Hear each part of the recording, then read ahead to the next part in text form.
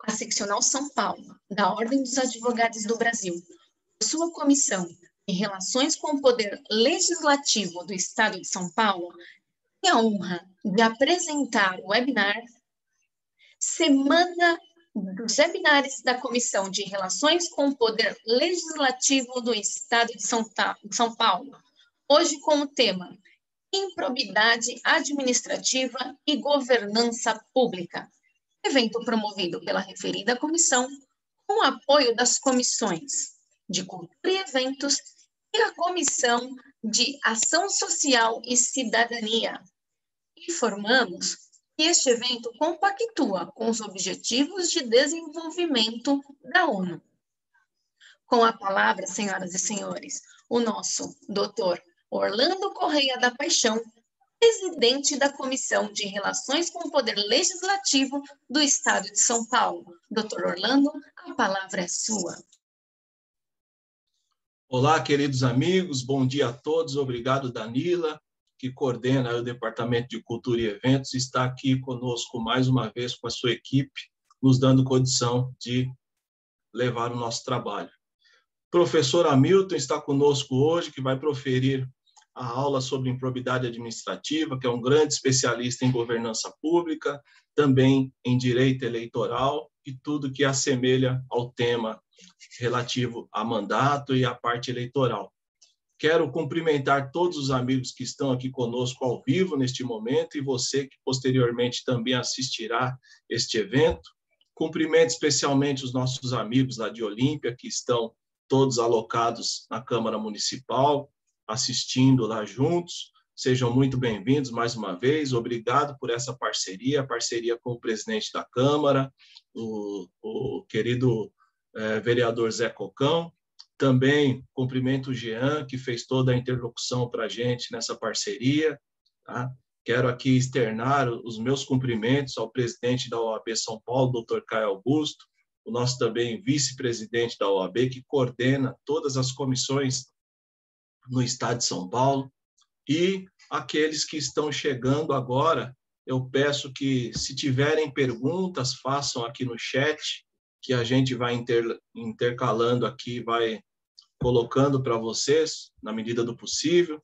Também quero dizer para vocês pegarem o link, aqueles que tiverem recebido o link, podem compartilhar para que outras pessoas possam assistir este evento de hoje, o terceiro dia seguido nessa semana de webinar, que vai até sexta-feira, mas nós aqui já vamos adiantar que nós queremos também fazer um dia bônus, um dia extra, na segunda-feira, se possível, com a doutora Bárbara Cristal, que é uma grande especialista em compliance de mandato.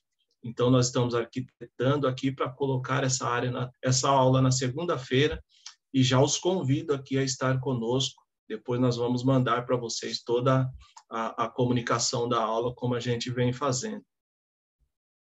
Neste momento, nós estamos aqui com o pessoal, alguns estão mandando mensagem dizendo que já estão entrando conosco. Já eu passo aqui a palavra ao nosso querido palestrante, que vai fazer a sua saudação inicial, e a partir disso eu volto depois no final para acompanhar aqui o fechamento do nosso ilustre palestrante, doutor Hamilton Augusto.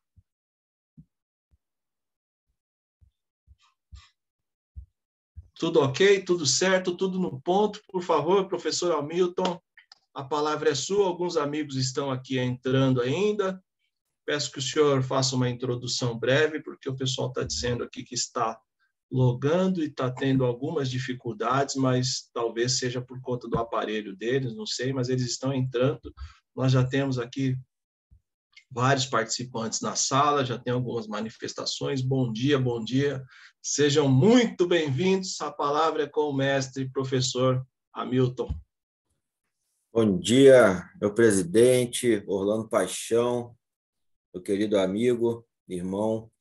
Quero agradecer aí essa parceria que a gente está podendo construir junto, levar algum conhecimento aí para as câmaras municipais através da OAB, né? Através da ABGOV. Quero aproveitar aqui e cumprimentar meu amigo João Henrique, presidente da ABGOV. Nós que compomos também a Abegov, né?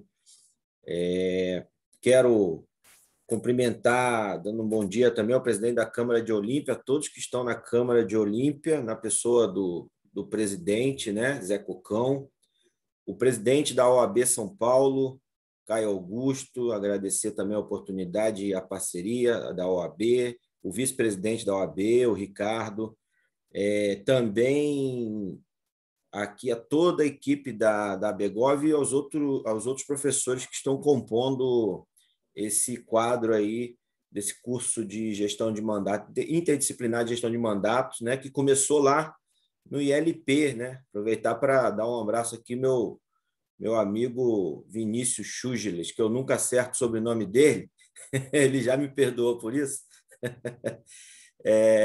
Ex-presidente do ILP, um grande parceiro aí, que vai dar aula, se eu não me engano, ele fecha sexta-feira, não é isso? Acho que ele fecha aqui o curso sexta-feira e aí vamos ter a aula bônus da querida Bárbara Cristal. Bom, cumprimentando a todos, dando um bom dia, eu quero dizer o seguinte, vai ser um bate-papo, não vou botar material para aparecer aqui, até porque eu fiz ali um remix de vários temas para dar, porque o tempo é curto, então, quando a gente fala de administração pública, licitação, que eu quero falar um pouco, improbidade administrativa, a nova lei de improbidade administrativa, que logo vai estar aí aprovado no Congresso Nacional para modificar a lei de improbidade atual. Então, quando a gente fala desses cenários, a gente tem aí, por tema, pelo menos, a gente dá para falar umas 4 horas. Então, seria complicado eu replicar trechos de algumas coisas. Então, eu vou fazer um bate-papo, dando um conceito básico sobre todos os temas e vou deixar aqui um canal de comunicação que a gente possa estar trocando informações, batendo papo sempre que for preciso. Nas minhas redes sociais, a maioria desses temas eu tenho em artigo, eu posso disponibilizar, principalmente a nova lei de licitações, a nova lei de improbidade, que ainda vai ser votada.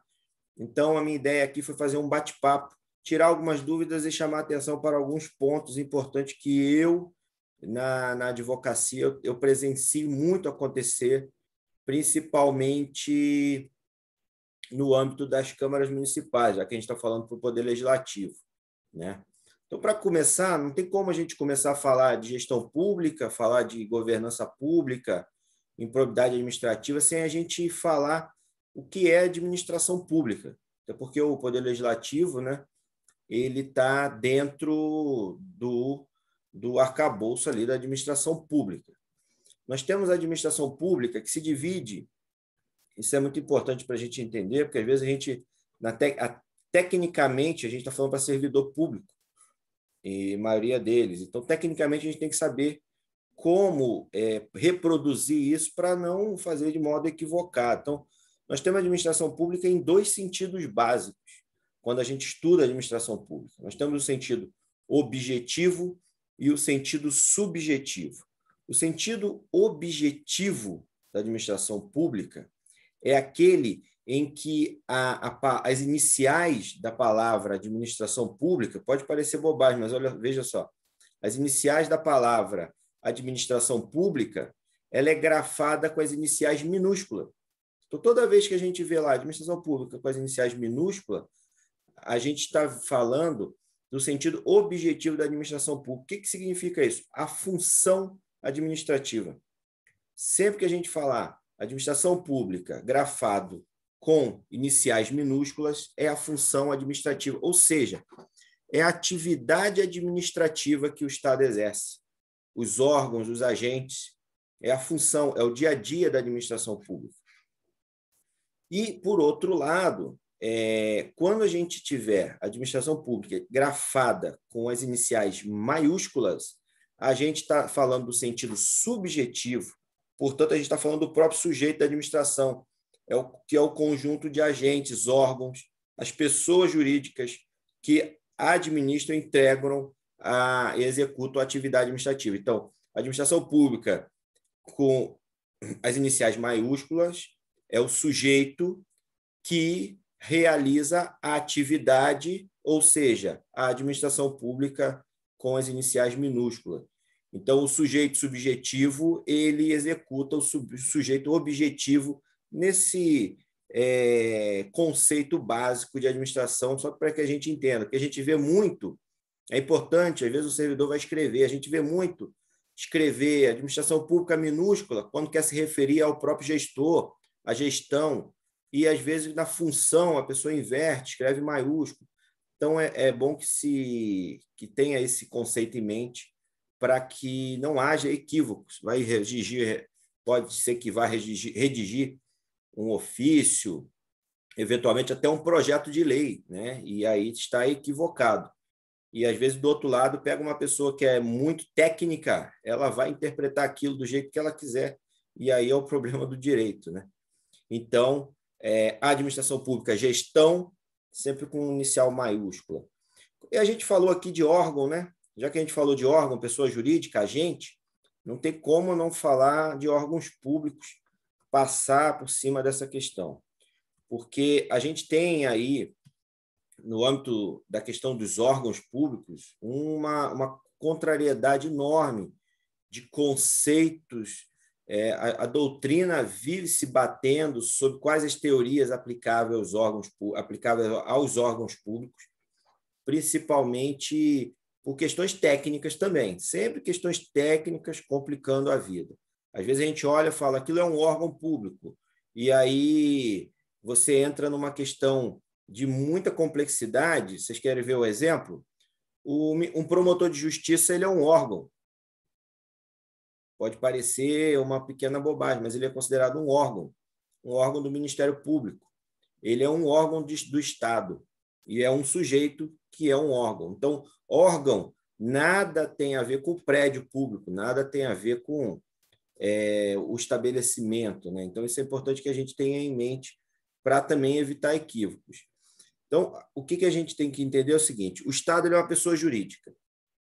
O Estado manifesta a sua vontade através dos seus agentes, servidores públicos, membros do Poder Legislativo, o próprio vereador, o prefeito. O Estado ele se manifesta através dessas pessoas. Então, a pessoa física que pertence ao quadro do Estado, é ele quem realiza a vontade do Estado. Ele pratica os atos do Estado, porque o Estado é um ente personalíssimo, mas é um ente inerte. E entre o Estado e os seus agentes é que justamente há essas repartições internas necessárias à organização desse Estado, né, que constitui o órgão. E aí, quando a gente fala repartição interna, não é estabelecimento. De novo, eu volto, não é estabelecimento. Porque tem agente considerado como órgão. Tudo isso é questão legal, é questão de nomenclatura, é questão de doutrina, enfim. E aí você tem algumas teorias que explicam isso. Você tem a questão da relação órgão-pessoa, ela vem ser explicada através de algumas teorias. Você tinha uma primeira teoria primária, lá primitiva, muito antiga, que já caiu, é bom que a gente tenha isso em mente, que era a teoria do mandato. Está muito relacionado à questão aí do vereador, né? Do mandatário, mas não tem nada a ver com isso, só para a gente pontuar. Essa teoria primária, primitiva, ela dizia que os agentes eles eram mandatários do Estado. Eles detinham um mandato, como se fosse uma procuração do Estado. Não prosperou, por óbvio, não prosperou porque é despido de vontade. O Estado não tem como outorgar mandato. O Estado ele é inerte. Então, se o Estado não pode outorgar procuração, como pode o agente, o órgão e o agente ser mandatário do Estado? Não há nenhuma possibilidade dessa teoria prosperar, não havia como, e aí ela acabou sendo ultrapassada. Veio uma segunda teoria, a teoria da representação. A teoria da representação, ela dizia que os agentes eles eram representantes do Estado. Também não tem como, porque você veja, se não tem como o Estado outorgar mandato, outorgar uma procuração para um agente, como pode ele ser representado através de alguma forma. Isso aí seria o mesmo que considerar o Estado uma pessoa incapaz. Então, o Estado, ele está certo que ele não tem vontade própria, mas ele também não teria autonomia. Ele seria um incapaz, ele não poderia firmar nenhum tipo de relação. Então, ele precisaria sempre da representação. Não era possível, portanto, não seria possível, portanto, responsabilizar o Estado por nada. E a gente sabe que o Estado ele pode ser responsabilizado. Ele, geralmente, as ações de danos causados pelos agentes, as ações elas são apresentadas contra o Estado, que depois pode vir a apresentar uma ação de regresso contra o agente causador do dano. Se o Estado fosse um ente incapaz, uma pessoa jurídica incapaz, ele não poderia ser responsabilizado. Então, essa teoria, por óbvio, não colou também, não prosperou e acabou sendo ultrapassada. Vem, então, a teoria que predomina, que é justamente a teoria do órgão. A teoria que predomina hoje quanto à questão relacionada à relação Estado-agente é a teoria do órgão. Por isso que eu fiz essa introdução relacionada justamente ao órgão público. Essa teoria foi instituída por Otto Gerke, que é um jurista alemão. Ele dizia o seguinte: a vontade da pessoa jurídica ela deve ser atribuída ao órgão que ela compõe, sendo eles mesmos os órgãos compostos de agentes. Então, a pessoa jurídica é o próprio órgão, que é composto de agentes que muitas vezes são considerados o próprio órgão. Portanto, todo ato praticado pelo agente é considerado como ato praticado pelo órgão e pelo próprio Estado. Daí que o Estado é responsabilizado pelos atos praticados pelos agentes públicos. Isso externamente. Internamente, por óbvio, o Estado pode fazer as ações de regresso, assim como pode fazer os próprios processos disciplinares para punir os agentes públicos. Se não tivesse essa mínima separação, seria impossível, por exemplo, um órgão punir o agente se ele fosse considerado ele próprio.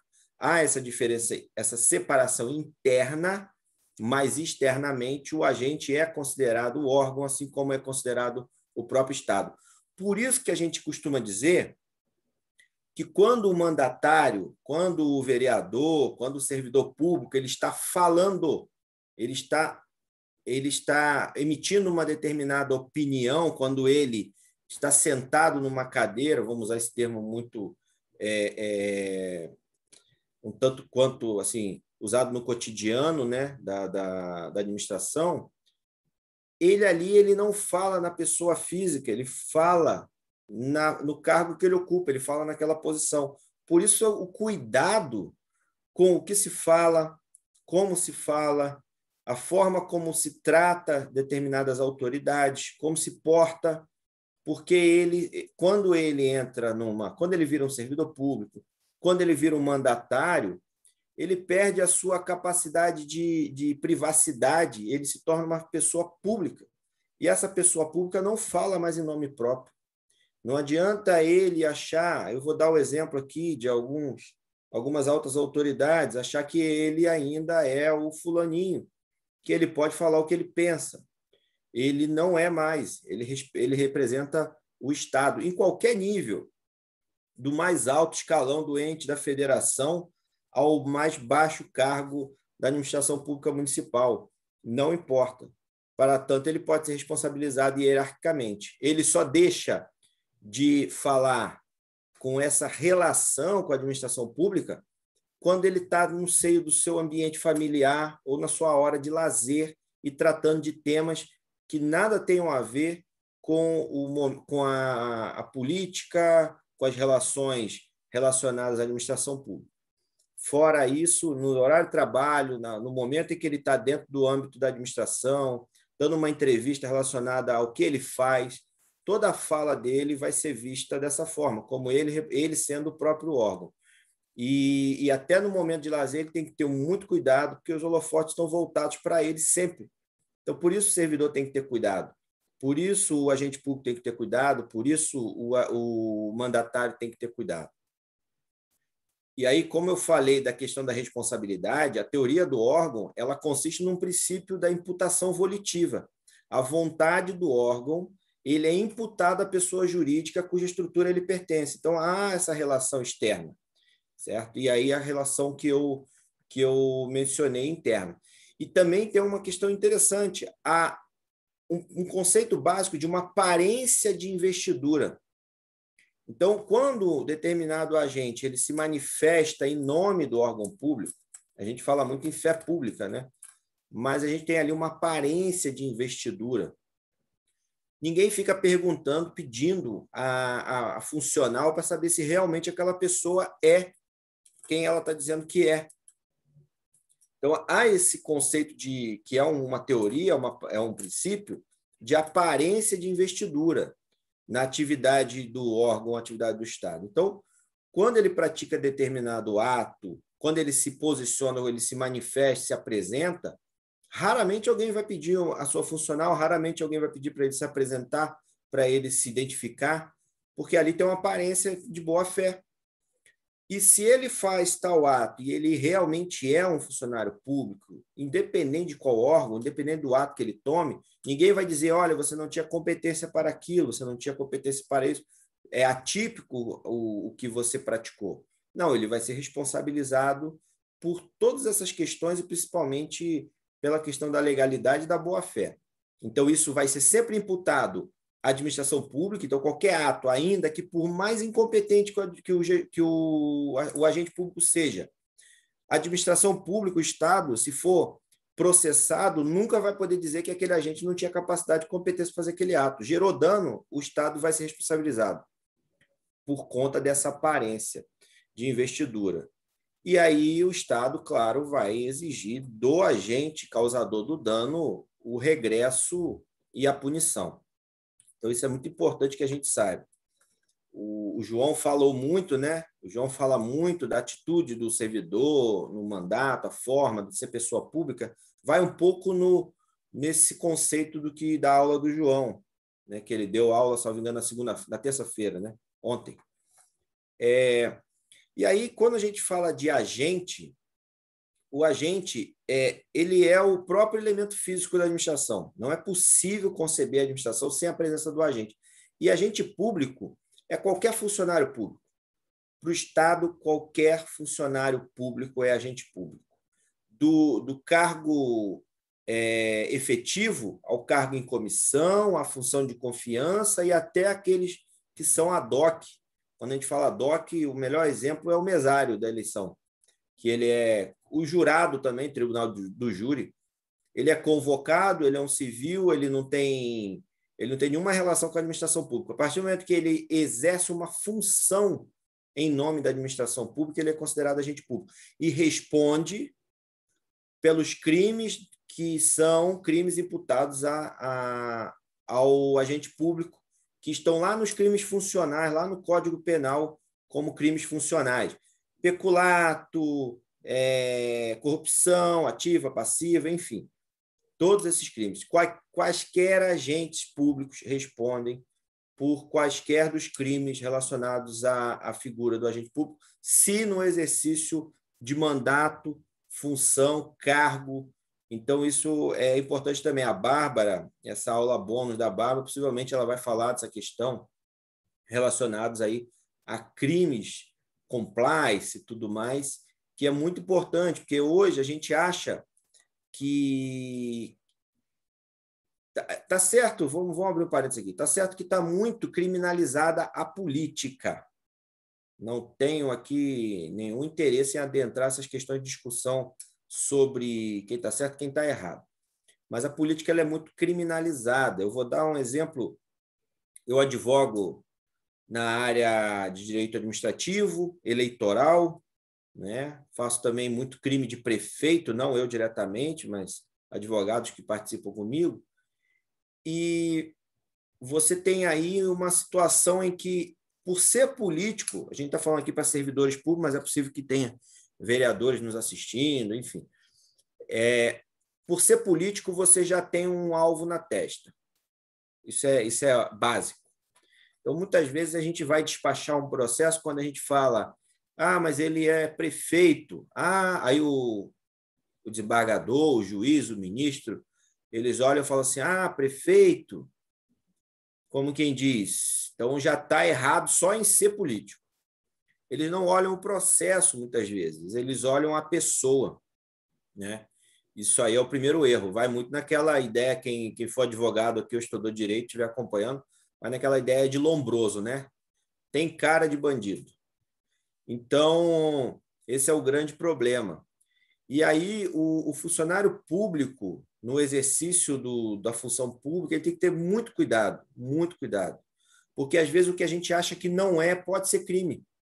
Às vezes, não é, para a gente é a coisa mais singela, a Bárbara vai falar disso melhor, mas às vezes é a coisa mais singela do mundo. Uma pessoa te pede um favor porque o processo está lá muito tempo parado, tem uma fila de processo. E você vai lá, na maior das boas intenções, pega aquele processo e passa na frente. Estava ali empilhado, por inoperância, talvez, enfim, não importa. Por falta de servidor, a gente sabe, por muito trabalho, e aí você passa na frente. Crime, crime. Às vezes você vai lá e vai no outro órgão e tenta acelerar determinado procedimento, crime. Então, tudo isso é coisa simples que a gente acha que é normal, que não é nada, mas o servidor público tem que ter muito cuidado com isso. O que a gente está muito acostumado a fazer, que é auxiliar, ajudar, dar atenção, quem está na política sabe, né? Eu não sou, não estou aqui para dar aula de moralidade, nada disso, muito pelo contrário. Eu advogo no meio político, eu conheço todos os trâmites, sei como funciona tudo. Então, a gente sabe como funciona a dependência das pessoas, a carência do ser humano, da sociedade, do cidadão, e muitas vezes você quer ajudar, só que tem que ter cuidado, porque às vezes tentando ajudar você se complica. Infelizmente, há essa questão que ainda não, no Brasil ainda não é muito bem organizada, né? Do que pode até onde pode. E aí eu vou falar de princípios aqui à frente. Muitas vezes pode ser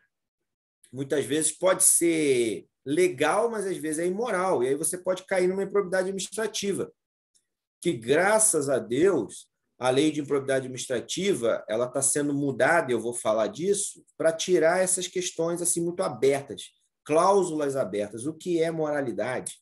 Isso é um grande problema. Então, é bom que a gente tenha isso em mente. Então, a gente, como eu falei, são todos aqueles que integram a administração pública. Não importa qual é o tipo de relação, qual é o tipo de contrato, se é contratado, se é concursado, se é convocado, pouco importa. Ele é considerado agente público. Como eu falei de princípio, eu vou entrar aqui em princípio para a gente falar um pouco. Princípios administrativos, os mais importantes relacionados à administração pública, eles estão lá no artigo 37 da Constituição Federal. Só chegar lá no artigo 37, está bem listadinho lá todos os princípios relacionados à administração pública. Todos não, perdão. Os mais importantes, porque há princípios implícitos que estão fora da Constituição. Mas esses são os expressos, aqueles que estão bem previstos ali no 37, que regem, de uma forma geral, a administração. Tem uma forma de gravar. Eu gosto bastante desses macetezinhos de concurso, sabe? Estudava para concurso há uns 12 anos atrás e tinha essas dicas de concurso para prova, então é bem legal, né? Então tem uma regrinha que eu vou ensinar para vocês que é o seguinte, às vezes vale a pena, pode parecer bobagem, mas me ajudou muito a decorar essas coisas. É muita informação que a gente tem e às vezes a gente fica doido tentando decorar tanta informação. Aí você vai lá, modalidade de licitações, e, enfim, quais as regras da improbidade. Não, aí você junta tudo, é uma salada, você se perde. Então, limpe, tá? Você nunca mais esquece, limpe. Limpe de limpar, limpe. LIMPE. Legalidade, impessoalidade, moralidade, publicidade e eficiência. Alguém falou aqui, né, no chat, eu não estou, deixa eu ver se eu consigo ver quem foi. Isso aí, ó, já até falou aqui, ó. Quem foi? Eu não estou conseguindo ver o nome. Jean, isso aí, Jean. É o Limper, isso mesmo. O Limper, que é muito ensinado em concurso público, né? Em cursinho, enfim. O Jean deve ter estudado para cursinho, feito concurso. A legalidade, o princípio da legalidade é a diretriz básica da conduta dos agentes da administração. O princípio da legalidade é o que rege o administrador público, o gestor público, o agente público. O princípio da legalidade sempre vai estar em primeiro lugar. Não tem como você fugir do princípio da legalidade, tá? Ele rege toda e qualquer atividade administrativa. Significa o seguinte: toda e qualquer atividade da administração pública, quando eu falo administração pública, eu falo em agentes, mandatários, o presidente da República, o prefeito, o vereador, o secretário, o assessor, o faxineiro, qualquer um. É o princípio da legalidade que rege a sua atividade. Ele tem que ser autorizado por lei, qualquer ato tem que ser autorizado por lei. Não sendo, é ilícito. Tá? Isso a gente tem que ter em mente. E aí vale aquela máxima, que ao particular tudo é permitido, salvo aquilo que a lei proibir. Na administração, só pode fazer aquilo que a lei permitir. Então, ele não tem uma ampla liberdade.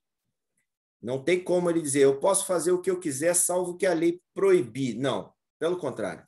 Ele está engessado e só pode praticar aquilo que a lei permite.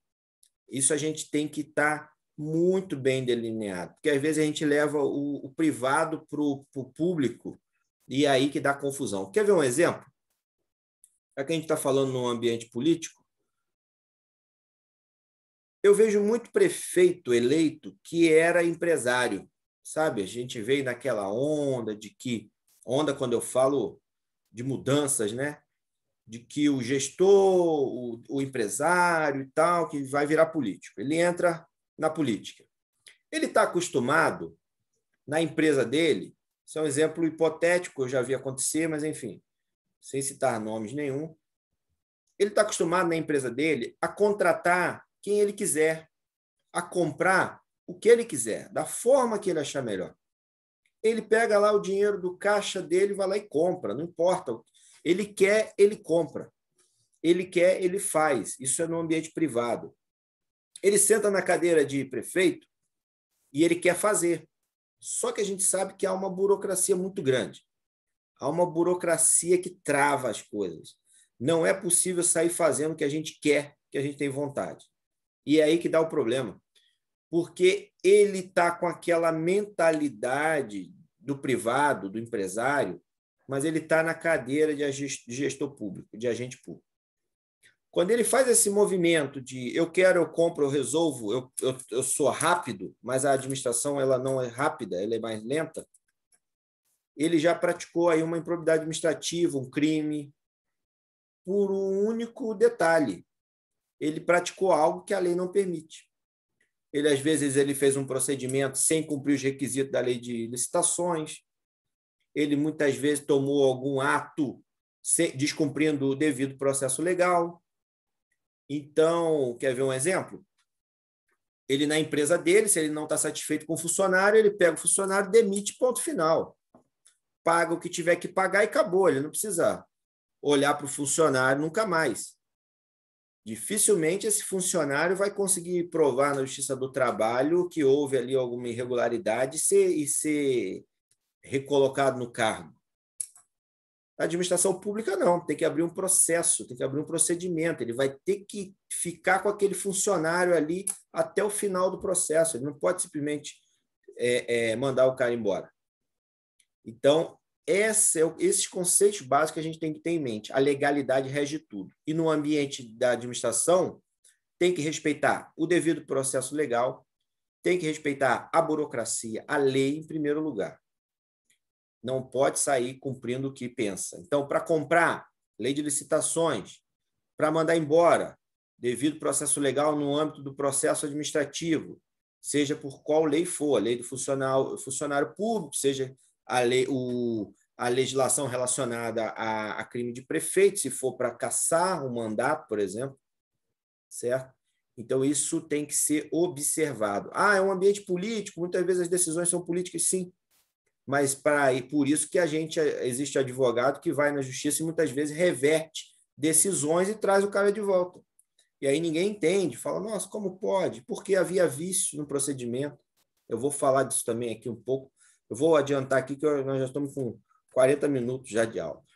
Então, sempre observar a legalidade em primeiro lugar. Aí os outros princípios, impessoalidade.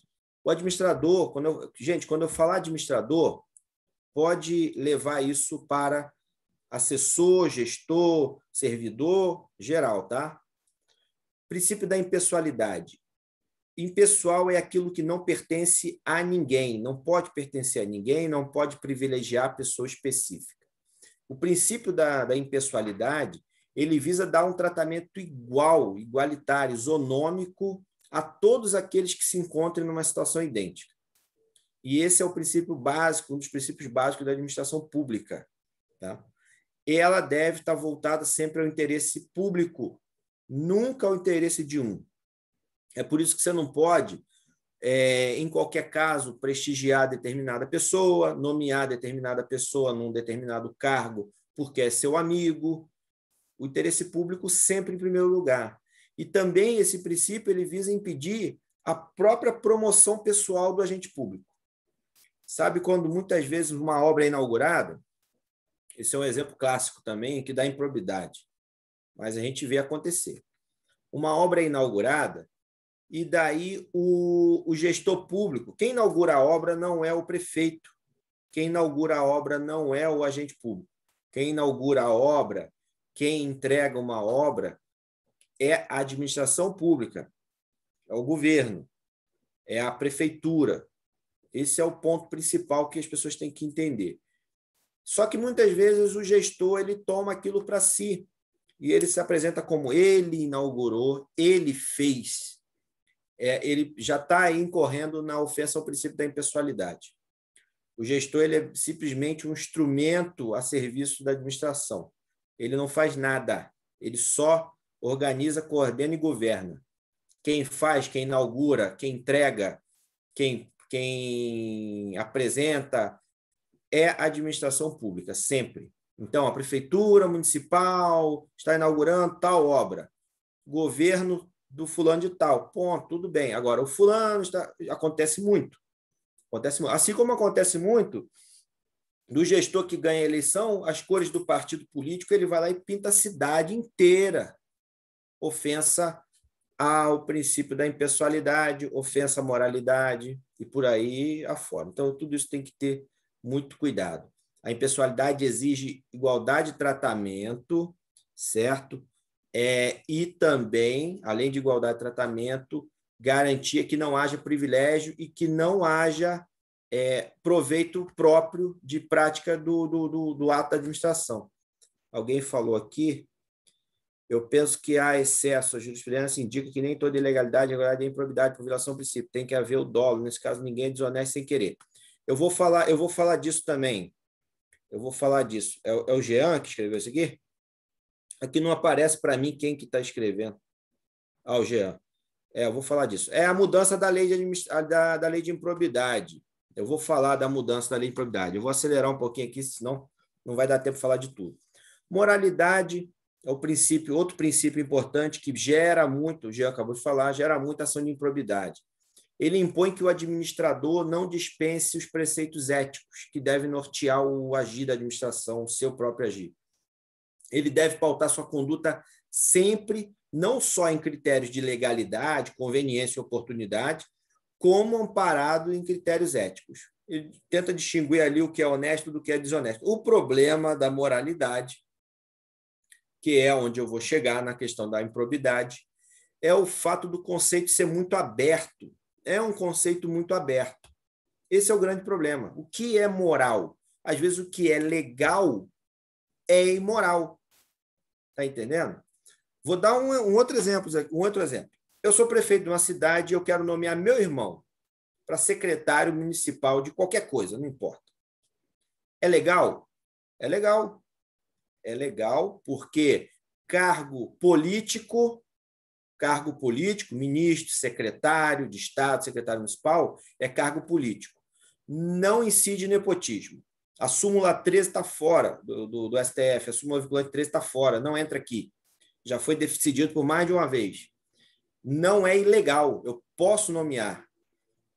Mas muitas vezes vai ser imoral. Qual é a capacidade que meu irmão tem? Não sei, vou ter que avaliar. Qual cargo que eu vou colocar ele? Não sei. É legal? É legal.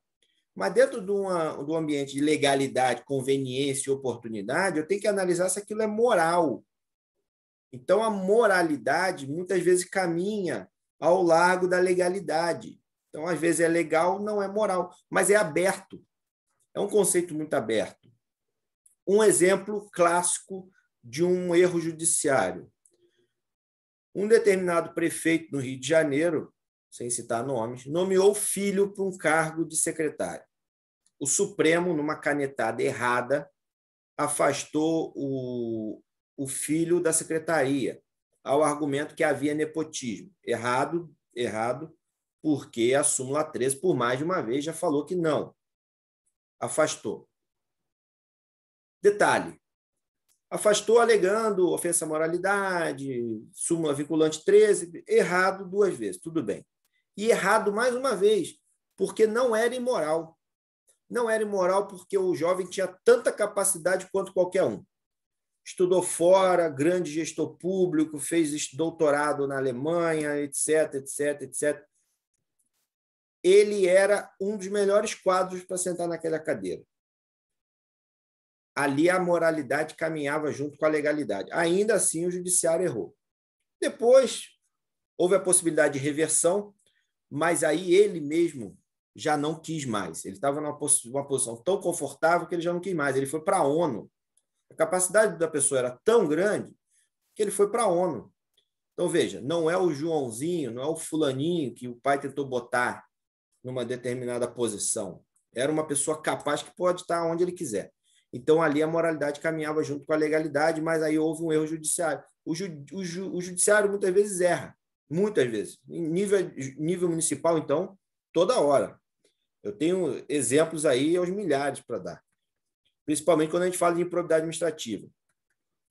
E aí nós temos o princípio da publicidade, que indica que todos os atos da administração pública são públicos e merecem a mais alta divulgação, visando possibilitar justamente controle de legitimidade da conduta dos agentes. Há exceção, quando relacionada à intimidade, privacidade ou à segurança nacional. Muitas vezes a gente tem situações aí, direito de família, por exemplo. Se tem documento sigiloso no processo, pode gerar. Hoje em dia, com o processo eletrônico é mais fácil, você não precisa dar sigilo do processo inteiro, você dá sigilo só do documento. E muitas vezes, quando aquilo ali puder levar algum tipo de constrangimento à pessoa que está sendo apurada, então muitas vezes a justiça pode, por conveniência, decretar o sigilo. Processos administrativos, a depender do caso, podem ser sigilosos e alguns atos da administração podem ser, com base numa lei específica, ter declarado aí o seu sigilo, por questão sempre autorizado por lei e questão de conveniência dentro dos requisitos que a lei autoriza. Nunca porque eu quero. Eu vou fazer uma licitação. Peraí, essa licitação aqui eu vou privilegiar alguém? Não. Decreto sigilo. Não pode. Muito pelo contrário. Todo processo de contratação é público e tem que ser da mais alta divulgação. Primeiro, para permitir concorrência. Segundo, para permitir fiscalização. Então, não é qualquer ato, tá? E para isso, para respaldar esses tipos de eventuais ilegalidades, nós temos alguns instrumentos. Direito de petição, as certidões que podem ser exigidas, o direito de petição aos órgãos para esclarecimento relacionado aos atos, as certidões que podem ser emitidas pelos órgãos a respeito de determinado assunto, sobre a própria pessoa ou extra, e judicialmente o habeas data, que é quando a pessoa tem o interesse em saber algum dado sobre a sua própria pessoa. Ingressa com essa ação, que é um remédio constitucional, para que ele tenha informação que a administração tenha e ele ainda não tenha contato. Então, são alguns instrumentos, há outros aí no âmbito administrativo interno, etc. Então, todos os atos são públicos, com algumas exceções. Por isso que não dá para você chegar numa licitação e, por exemplo, o portal da transparência não está atualizado. Primeiro, que é improbidade administrativa. Segundo, que dá rejeição de contas do Tribunal de Contas. Está desatualizado? Denuncia. Para isso serve o Tribunal de Contas, para isso serve o Ministério Público, enfim.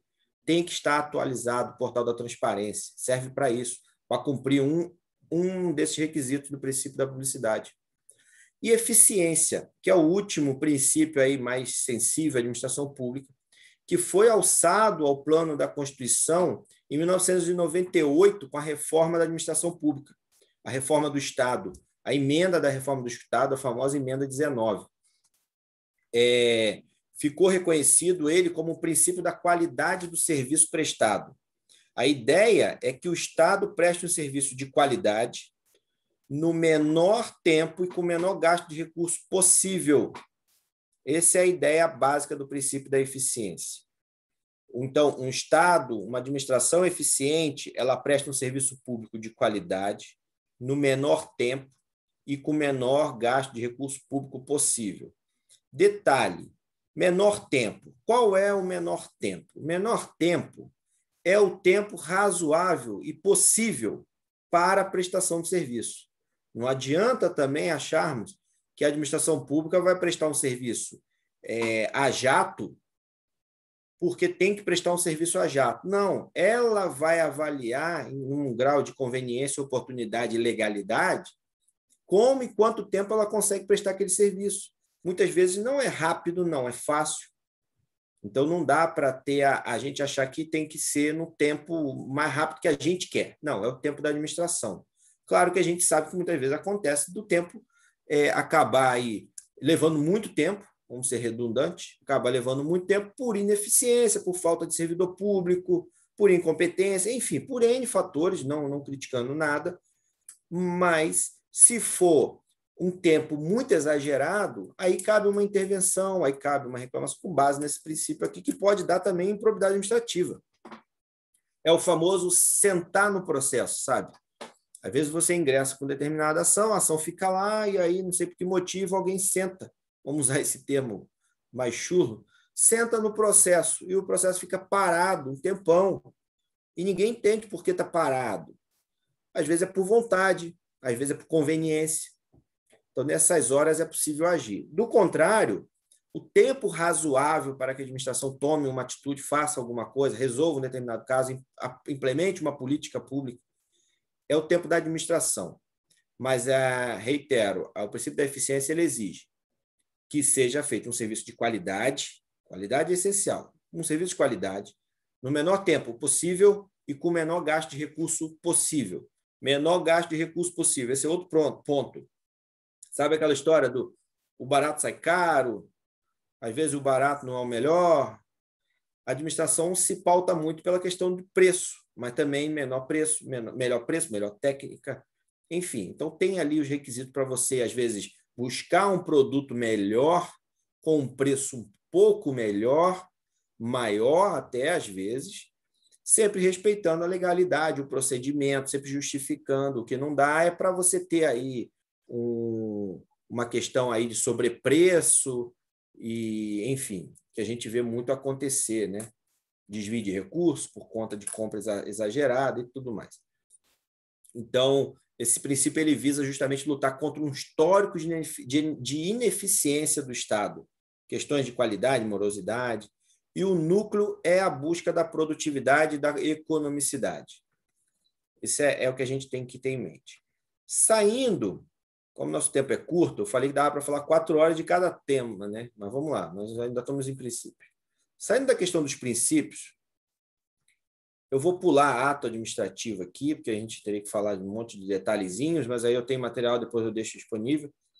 Falar um pouco de controle, já que eu falei de processo no âmbito da Câmara Municipal, falar um pouco de controle, falar rapidamente das licitações, falar da improbidade. Controle da administração pública, ele se dá de duas formas, o político e o administrativo. O controle administrativo, ele busca alvejar os órgãos incumbidos de exercer as funções do Estado. Ele é direcionado às instituições e ele se consuma de vários modos. Alguns exemplos: fiscalização financeira, verificação de legalidade, que pode ser feito pelos próprios órgãos, quando hierarquicamente um órgão controla outro, um ato de legalidade, e externamente pelos tribunais de contas.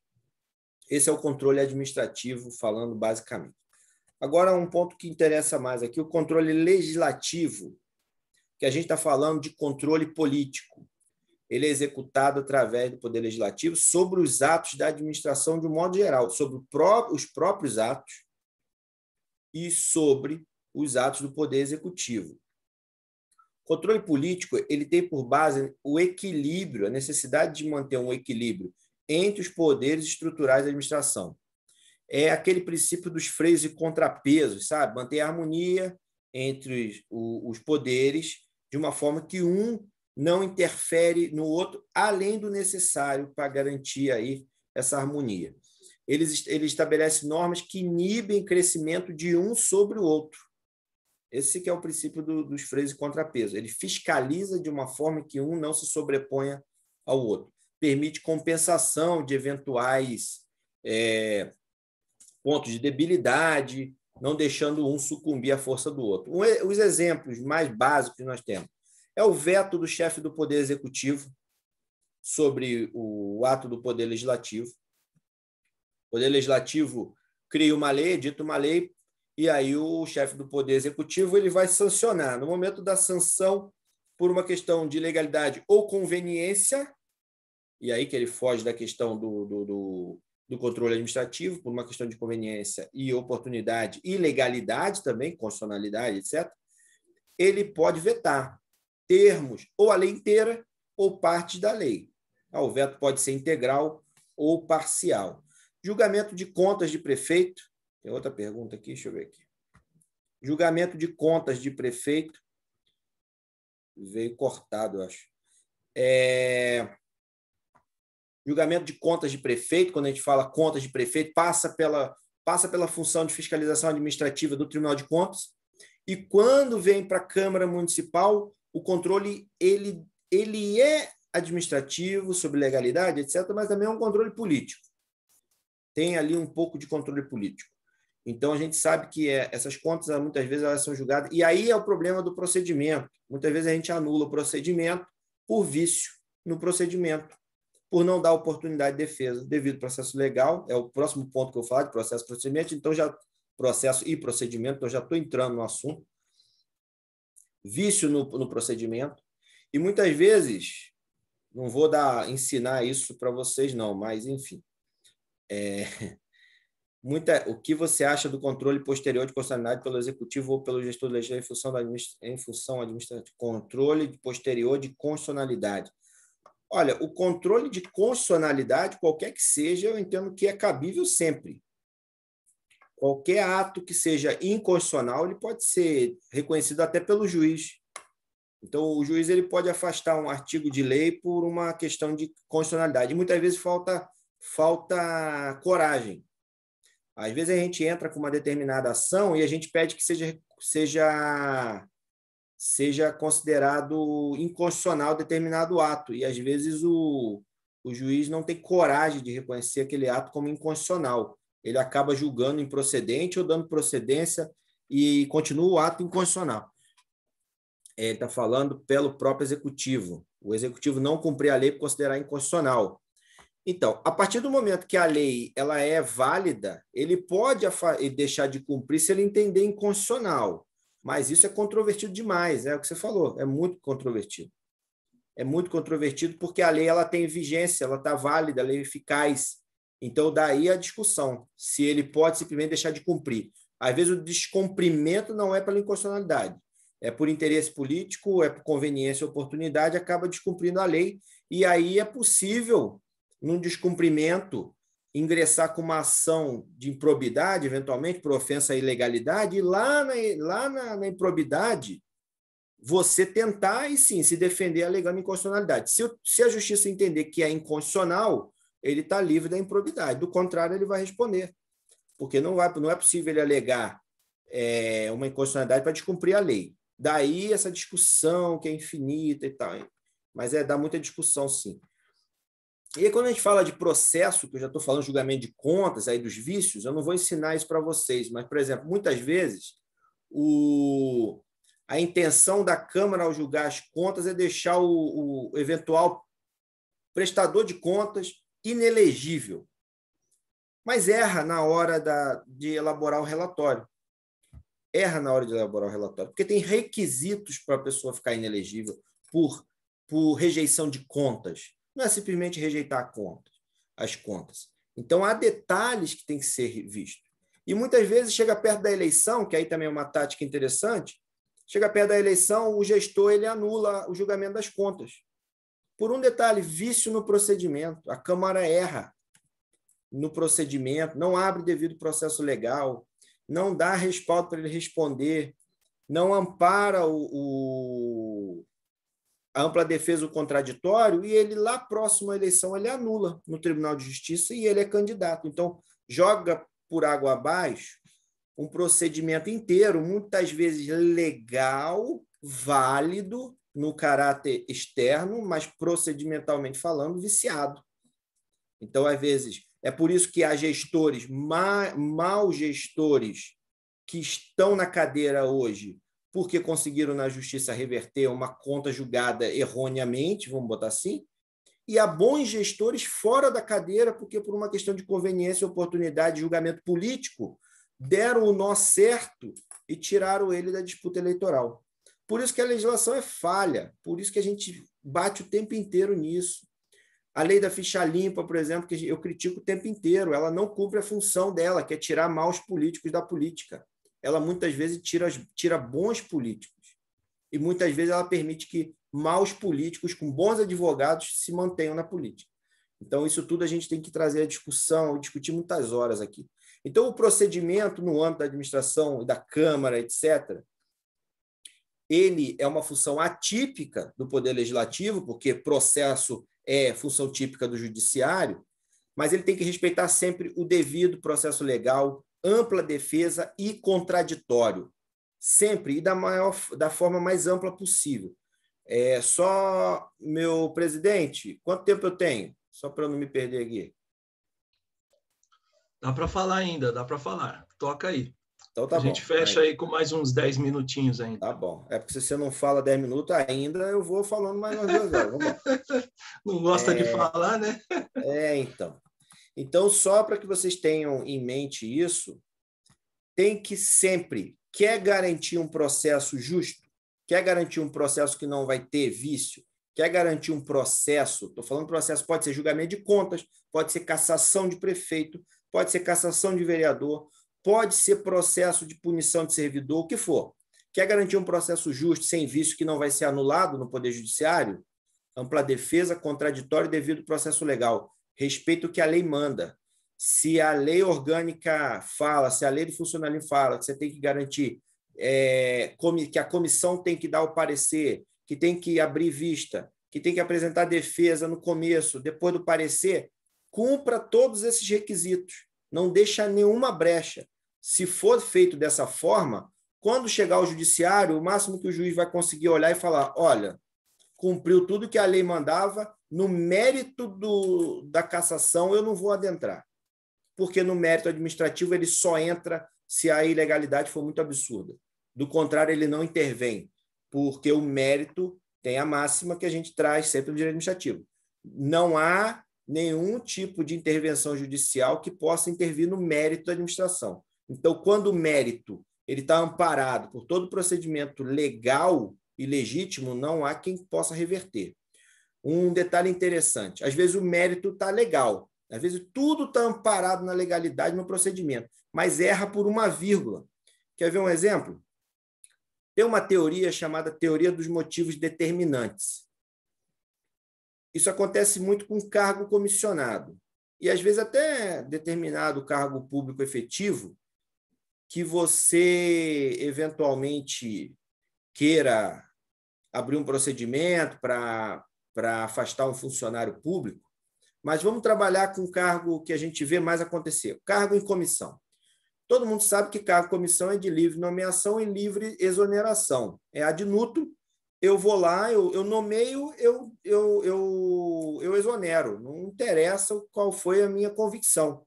Eu não tenho que explicar por que eu estou exonerando um funcionário em cargo comissionado. O que acontece às vezes? Erroneamente, o agente público motiva o ato de demissional. Ele nomeou o cargo em comissão. Aí a pessoa é incompetente, a pessoa é ruim, a pessoa é desonesta, enfim, não interessa. Ele vai e, na hora de exonerar, ele explica por que está fazendo. Já errou. Está tudo errado. Teoria dos motivos determinantes. Se esse agente público ingressar no judiciário e provar que aquele motivo que deu causa à sua exoneração não é verdadeiro, ele volta para o cargo público. Aí vocês vão falar, nossa, mas é um cargo comissionado. Ele volta e depois, para você tirar ele, você vai ter que arrumar um outro motivo, porque não vai poder perseguir o cara, senão ele vai voltar à justiça de novo e ele vai conseguir de novo. Teoria dos motivos determinantes. Então, às vezes o ato é lícito, às vezes o ato é moral, às vezes o procedimento é devido, tem ampla defesa, tem contraditório, mas erra no finalzinho. Não pode, tem atos que você não tem que motivar. E se motivar, cuidado com a motivação. Se a motivação foi ilícita, gera vício. Teoria dos motivos determinantes. Quais foram os motivos que determinaram a prática do ato? É passível de anulação judiciária se ficar provado que aquele motivo não existiu. Inclusive cargo comissionado. Então, aí fica a dica. Cargo em comissão, se precisar tirar, não tem que explicar. Esse é o grande problema. Eu ia falar da lei de licitações, mas não vai dar tempo. Eu vou falar da lei de improbidade. Eu tenho um artigo sobre a nova lei de licitações, eu disponibilizo para vocês. Só uma coisa que eu quero falar da lei de licitações, que é o seguinte, a nova lei de licitações ela já está em vigor, já está valendo, só tem um detalhe. Ainda tem muita dúvida sobre a nova lei de licitações, e eu tenho sido até perguntado demais, troquei ideia outro dia até com alguns amigos do Tribunal de Contas. A nova lei de licitações está em vigor durante 2 anos, junto com a lei anterior, a 8666, a famosa lei do cão, que a gente chamava, né? Durante 2 anos, as duas leis elas vão tramitar em conjunto. É aí que está gerando um problema, uma discussão enorme. Qual vale? Qual que eu tenho que aplicar? Tanto faz, uma ou outra. Só que num determinado procedimento, você só vai aplicar ou uma ou outra. E aí, na hora de aplicar, você tem que justificar. Então, por exemplo, compra direta na lei anterior tinha um valor, agora foi para 50 mil. Melhorou, ampliou. Mas tem requisitos pela nova lei para fazer a compra direta. Então, você tem que explicar por que está fazendo a compra direta, abrir um procedimento, por que está fazendo a compra direta, quais os requisitos você está adotando, ponto, para aí sim você justificar. Você vai ter que justificar. E tem gente entendendo que tem que aguardar uma regulamentação, porque a lei fala em regulamentação, mas não é sobre todos os pontos. Então, está essa dúvida ainda. Então, quando eu posso recomendar, eu tenho recomendado o seguinte, continue usando a lei antiga se for possível. Se não for possível, justifique o máximo que puder, não saia fazendo sem um procedimento. Abre um procedimento, justifica por que está usando a nova lei e amparado em quais termos você está, que está na própria lei os requisitos para compra direta, para aplicação do diálogo competitivo, que é um novo procedimento, enfim.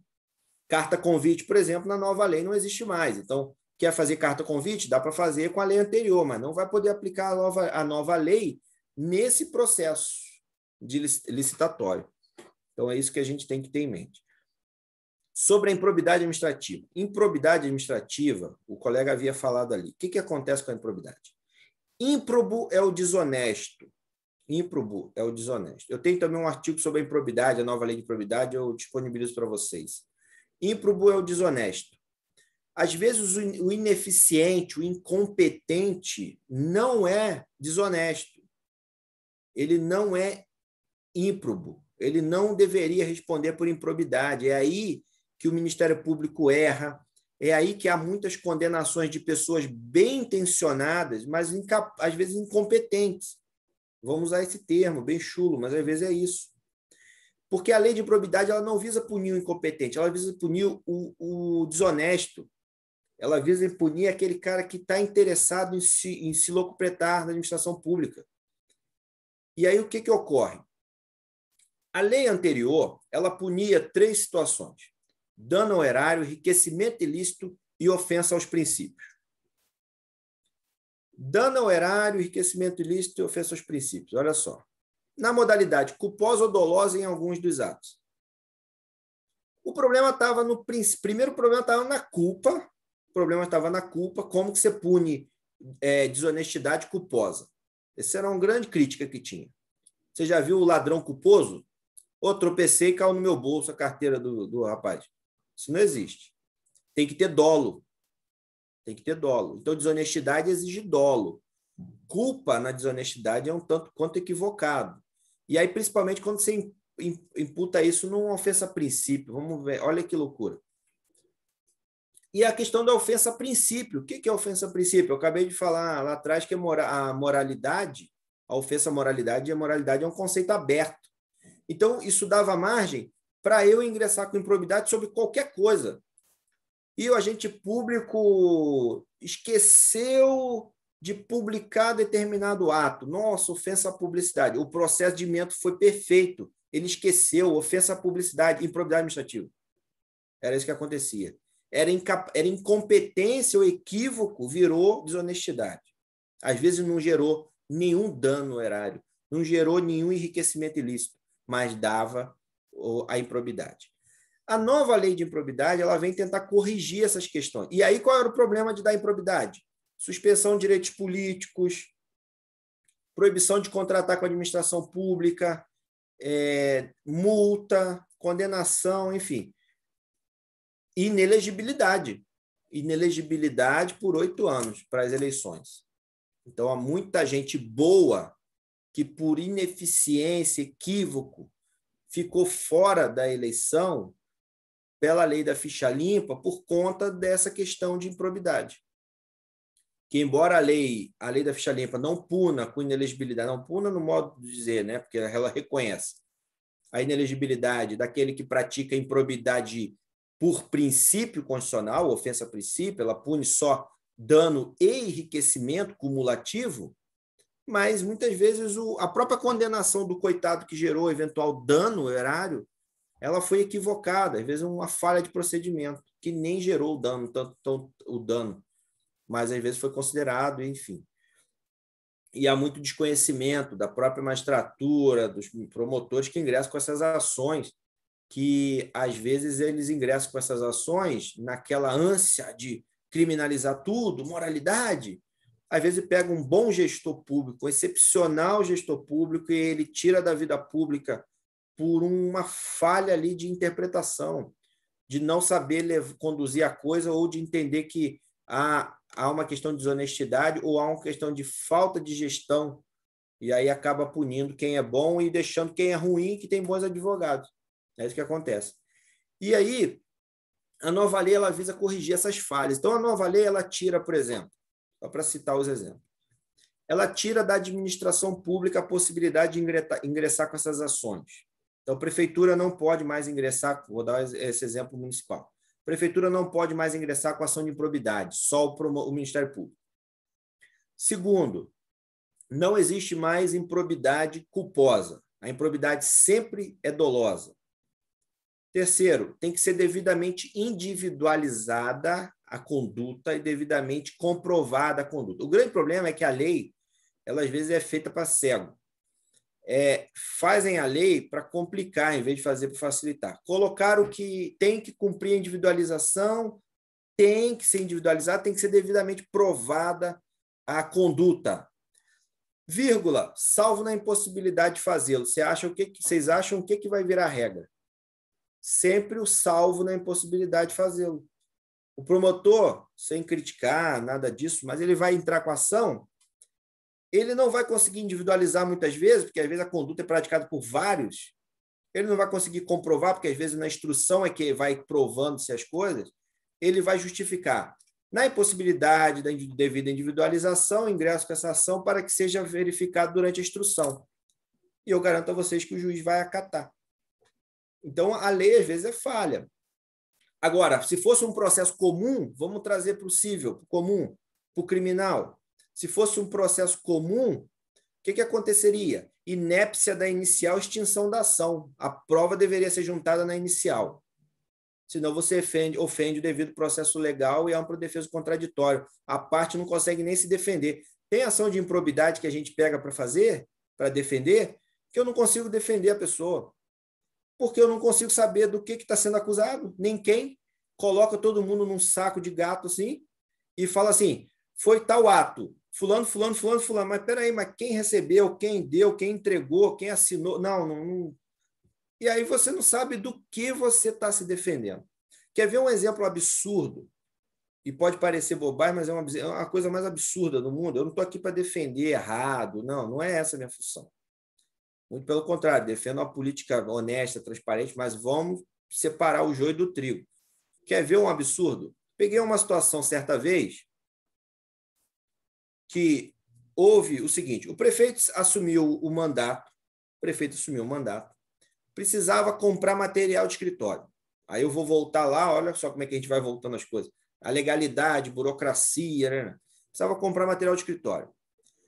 Estava sem nada, primeiro mês de mandato, sem nada, não sabia o que fazer. Não sabia, não tinha, do procedimento licitatório. Pediu lá para o procurador dar um parecer, o procurador demorou a dar o parecer, o secretário, junto com o prefeito, foi lá e comprou material de escritório, compra direta, R$37 mil, fora do valor máximo permitido, 37 mil. Na semana seguinte, viu a lambança que tinha feito. Depositou do bolso o valor. Depositou 37 mil, mas aí depois o Ministério Público veio com juros, correção, não sei o quê. O que o promotor fez?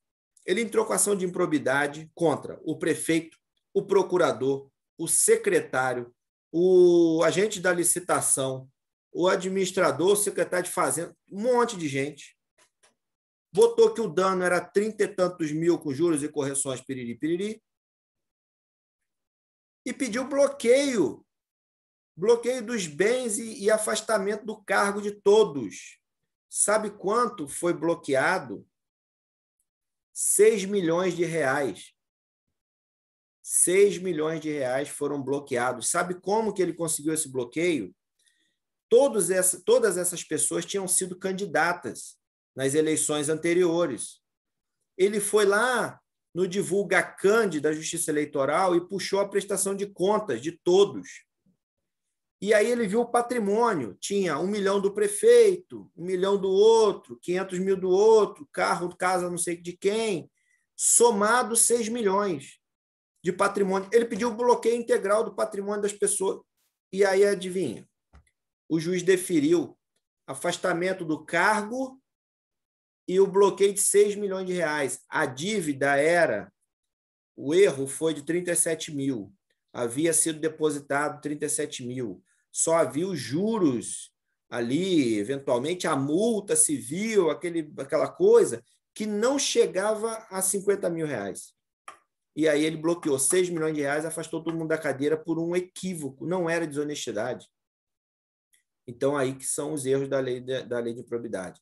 Então, hoje, a nova lei visa o quê? Que ainda vai ser votado. Afastar a improbidade culposa e ainda acaba com a ofensa exclusiva aos princípios da administração na lei de improbidade. Para haver improbidade administrativa por ofensa a princípio, ele vai ter que estar conjugado com dano ao erário ou enriquecimento ilícito. Não vai poder ser exclusivamente como muitos fazem. O que é isso? Ofensa à moralidade, improbidade. Ofensa à publicidade, improbidade. Ele vai ter que apurar se houve dano ao erário, se houve enriquecimento ilícito, e aí sim, por ofensa à legalidade no procedimento licitatório, gerou dano ao erário, junta o artigo 11 com o artigo 9, com o artigo 10 da lei de 8429 de improbidade, e aí sim dá improbidade por princípio. Do contrário, não tem mais improbidade por princípio. Nós estamos aguardando que essa lei seja votada o quanto antes, esperamos que seja votada no segundo semestre agora, que essa lei vai ajudar a corrigir muito equívoco aí e certamente vai fazer com que haja uma coisa chamada, que a gente tem muito no criminal, né? lei posterior, mais benéfica, ela vai acabar beneficiando quem está respondendo aos processos de improbidade, quem já respondeu, eventualmente está cumprindo inelegibilidade, que vai acabar aí, eventualmente, afastando a suspensão de direitos políticos, perdão, vai acabar aí afastando isso. Então, o Jean falou que advoga em casos assim. Isso aí é prática, Jean, isso aí é praxe. Sobre os outros pontos, eu tenho artigos sobre a nova lei de probidade, tem artigos sobre a lei de licitações, que aí eu queria falar um pouco mais, mas não dá tempo, já são 10h20, o nosso presidente está ali me olhando, tipo assim, vou cortar a palavra. Antes que ele me corte aqui, me expulse da sala, quero agradecer imensamente a todos que acompanharam. Se quiser me acompanhar lá no Instagram, @doutor_por_extenso.hamilton, só consegui colocar esse nome, não tinha tudo, o resto estava ocupado. E eu disponibilizo para vocês Qual que é seu e-mail, Hamilton? Oi? O seu e-mail, fala o seu e-mail, pessoal. E-mail, Hamilton_, esse é o mais fácil, Hamilton_Augusto@hotmail.com, Hamilton sem H e N de navio no final. @hotmail.com é o mais fácil para eu disponibilizar. E aí eu mando lá depois esses artigos que saíram no Diário de São Paulo, na coluna que eu tenho no Diário de São Paulo. Espero ter tirado aqui algumas dúvidas, ter dado aí um panorama sobre essas questões. E estou à disposição sempre para bater papo, tirar dúvida, enfim, tomar café, que precisar, estou às ordens. Show de bola, Hamilton. Obrigado. Excelente exposição, muito boa mesmo. Nós não temos dúvida que falar de improbidade administrativa, lei de licitações, processo legislativo, atos administrativos, isso daria um seminário de uma semana, né? Mas deu para perceber aqui que o conteúdo é riquíssimo, que a lei das licitações vai avançar muito, vai trazer muita coisa positiva, que a gente vai ter espaço depois para poder aí levar para o pessoal, trazer discussões novas em função de tudo que vem acontecendo, sobretudo nos tribunais superiores. Tem muita novidade sobre isso, né? Sim, muita discussão. Coloquei aqui na caixinha do chat o e-mail aqui para facilitar. Excelente, Hamilton, excelente. Está no chat aqui, ótimo, muito bom. E-mail e também está o seu Instagram. O pessoal entre em contato com ele, peça esse material que ele falou aqui, que ele vai disponibilizar, vai franquear para todos vocês. É um tema bastante riquíssimo. E veja aquele comentário que você fez sobre a teoria dos atos imotivados, né? Então, muitas vezes, o legislador ou o executivo, ele quer prezar ali pela melhor forma do ato administrativo, e isso também tem que ser levado de uma maneira relativa. Por quê? Porque em alguns momentos você vai justificar tanto que você acaba, então, entrando ali numa seara que você vai se enclausurar. Ao invés de você se assegurar mais ainda daquele ato que você está produzindo, você está causando um problema onde não existe. Então, isso é muito importante, foi muito bom você ter feito esse comentário aí, justamente porque a gente sabe, nós que já atuamos há muito tempo no legislativo, no executivo, a gente sabe que em muitos momentos é o assessor ali, é o chefe de gabinete, é a equipe que fica com aquela situação nas mãos. E aí, por exemplo, falando aqui especificamente de legislativo, o legislador, o vereador, o deputado, ele não quer perder aquele momento que está ali efervescente de um caso, de uma situação, só que mesmo sabendo que aquela produção legislativa não terá efeitos em função, inclusive, de alguns vícios, a equipe, todos aqueles que desenvolvem o trabalho, eles têm que ali produzir aquela ação, mesmo sabendo que não haverá finalidade positiva no final, justamente porque em muitos casos fere princípios administrativos, fere processo legislativo, só que a gente sabe que isso também é legítimo, a possibilidade do político ali angariar o espaço, angariar o seu posicionamento político, a sua bandeira, diante daquele fato, diante daquele acontecimento. Então, em um minuto, o que você falaria para as equipes quando estão diante dessas situações, por exemplo, que ela tem que fazer uma produção, só que ela sabe que realmente aquela produção não terá a finalidade que ali se espera? Bom, peraí, só volta ao principal aí, que eu me perdi um pouco. Seria exatamente a questão da produção relacionada a... Quando vai fazer um ato legislativo, vai produzir uma lei, um decreto, quando está fazendo algo que, em função, por exemplo, de um clamor social, de uma situação, que a gente sabe que depois vai ser embarreirado em um ou outro processo, em uma ou outra fase, né? Ou não vai ser levado a cabo pelo executivo, não vai ser sancionado. E aí, mesmo assim... Isso dentro do ambiente de legalidade, né? Isso, exatamente. Dentro do ambiente de legalidade, mas você sabe que não vai ter finalidade ali que realmente se espera, se busca. E a gente sabe que sempre a equipe fica naquela, né, no fio da navalha ali. Caramba, olha, a gente vai fazer, a gente vai produzir.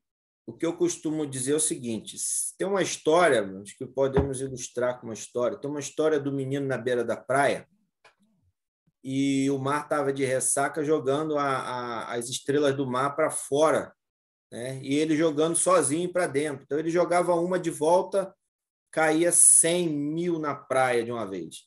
O cara estava sentado, olhou para ele e falou: ô, garotinho, você está aí perdendo seu tempo, deixa de ser idiota. Você está jogando uma e o mar devolve 1000. Ele falou: olha, eu estou fazendo a minha parte. Então, acho que é assim, se está dentro de uma situação que você tem convicção, que é, como você falou, às vezes é um apelo popular, uma situação que você tem que fazer alguma coisa, mas você sozinho, a andorinha só não faz verão. Mas aí, se você está convicto daquilo, que você tem que defender aquilo ali, que você tem que propor, que você tem que fazer, já sabendo que lá na frente não vai passar, vai ser difícil. O papel do assessor é auxiliar o vereador. O papel do vereador, a gente está falando de Câmara, do deputado, enfim, é fazer a política, é dialogar, né? Parlamento vem de falar. Então, é dialogar. É fazer a proposição, eu digo sempre, está convicto, tem certeza que isso é o melhor, o interesse público está em primeiro lugar, faça, não fica prevendo que não vai passar, que não vai ser possível, faça. E aí o político ele vai construir a aprovação daquilo ali, com diálogo, com bom senso, sabendo trocar ali com a esquerda, com a direita, enfim, não importa, com todos no parlamento, para que determinada situação seja de fato aprovada. E aí eu trago sempre a seguinte situação. Se for realmente interesse público, eu acho que tem que trazer a sensibilidade de todos para essa questão. Não é possível que hoje em dia, ainda por interesses alheios, partidários, pessoais, um parlamentar, um vereador, ele vote contra um colega por birra, por indiferença, por ser do partido contrário, mas numa situação que vai trazer o melhor para a população, por interesse da maioria daqueles que estão precisando. Eu defendo sempre o seguinte, eu acho que a pessoa que está sentada numa cadeira do legislativo, do executivo, não importa. Ela tem que deixar de lado diferenças, ela tem que deixar de lado interesses partidários, ideologias, quando o interesse público for o principal. Não é possível que num parlamento, aí a gente já está entrando na questão política, mas enfim, não é possível que num parlamento haja esquerda, direita, em cima, embaixo, lado A, lado B, tem que ser sempre o interesse público. O que rege a administração pública é o interesse público. E isso tem que ser também no ambiente político. Então, eu acho que tem que tocar na sensibilidade das pessoas e o assessor que vai elaborar, se ele está convicto que é legal, que é lícito, que é moral, que é pelo bem da maioria, interesse público, da maioria, da minoria, não importa, mas é pelo interesse da sociedade, faça, não deixe de fazer imaginando que não vai dar certo. Aí o talento do político é que vai fazer aprovar ou não. O resto é com um parlamentar. Eu não deixaria de fazer nada. Outro dia eu recebi discutia sobre um tema específico de um projeto político, de um projeto de lei que eu particularmente tenho interesse em mexer a nível nacional, e alguém falou assim, isso não vai passar. Isso nunca vai passar, que eu posso falar abertamente, não há problema nisso, é a questão da prisão perpétua para pai, mãe, parente que mata criança. Isso nunca vai passar, isso nunca vai passar. Eu falei, se a gente não fizer nada, nunca vai passar e nunca nem vai chegar lá. Então, vamos fazer barulho.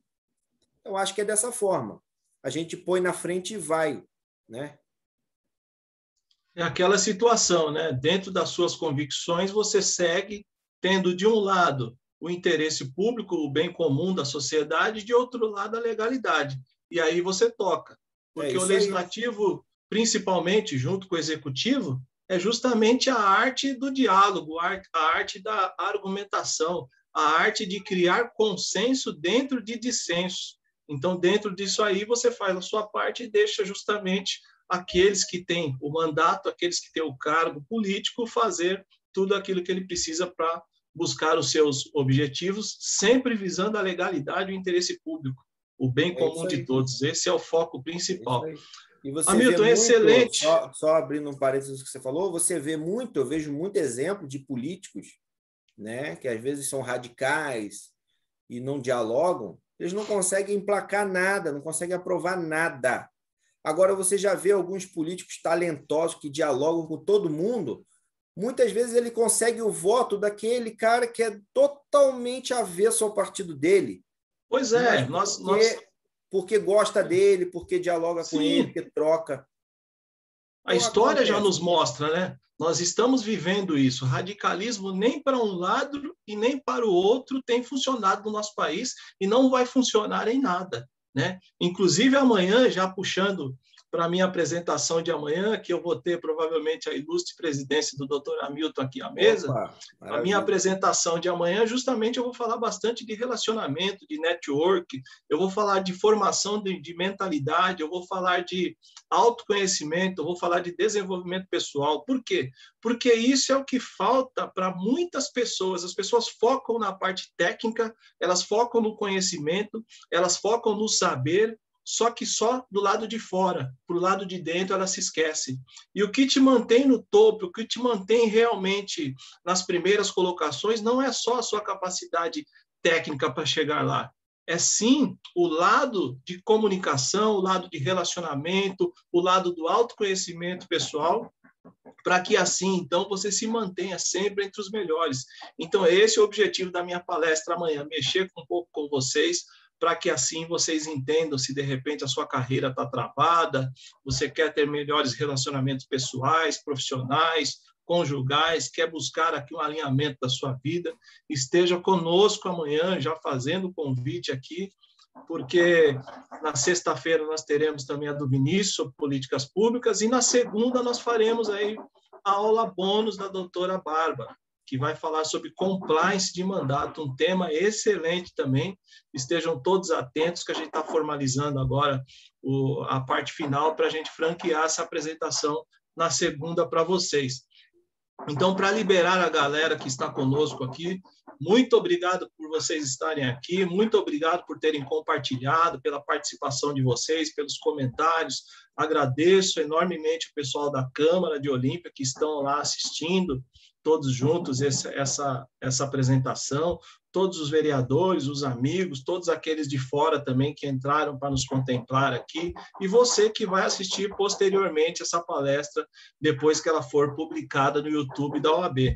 Agradeço à OAB São Paulo, na pessoa da Danila, que é a gerente aqui do Cultura e Eventos, que está nos dando a oportunidade de fazer essa transmissão, todos os nossos parceiros da ABGOV, capitaneado pelo João Henrique, querido presidente João Henrique, da Associação Brasileira de Governança Pública.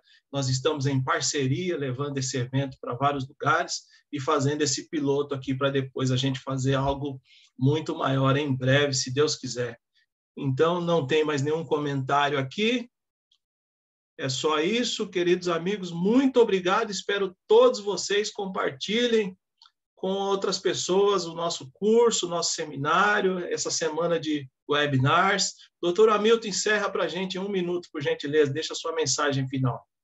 Eu quero agradecer imensamente a oportunidade, a parceria, agradecer ao presidente da OAB, o Caio, Augusto, que não é Augusto que nem eu, né? O Ricardo Toledo também, o vice-presidente da OAB. Agradecer a Danila aí, da Cultura e Eventos, que está nos acompanhando, nos proporcionando estar aqui online. Ao João Henrique, presidente da ABGOV, parceiro. Tenho satisfação de ser o vice-presidente da ABGOV hoje também. Ser o vice-presidente da Comissão de Relacionamento, meu presidente Orlando, que te agradecer imensamente. você que está com a gente na Begov também, e ao presidente da Câmara de Olímpia, né, Zé Cocão, falei certo? Sim. Falei, vereador Zé Cocão, presidente da Câmara de Olímpia, e todos que estão nos assistindo, servidores, vereadores, e todos aqueles que irão nos assistir de Olímpia, de fora de Olímpia, agradecer imensamente o tempo, a atenção, dizer que estou à disposição, precisar, faça contato, satisfação enorme estar aqui e deixar essa reflexão que a gente fez aí no final. A política é diálogo, né? Então, está convicto, está dentro amparado na legalidade, você vai fazer o melhor e não vai ter problema nenhum de improbidade, de nada. Acho que basicamente é isso. O interesse público tem que estar sempre em primeiro lugar. Aqui, ó, deixar aqui um abraço. O Jean deixou um abraço em nome do presidente. Obrigado, Jean, você também que participou aqui com a gente e interagiu. E é isso, meu presidente. Estou às ordens, estamos juntos. Obrigado, Hamilton. Obrigado, pessoal. Até amanhã. Esperamos vocês. Valeu, valeu.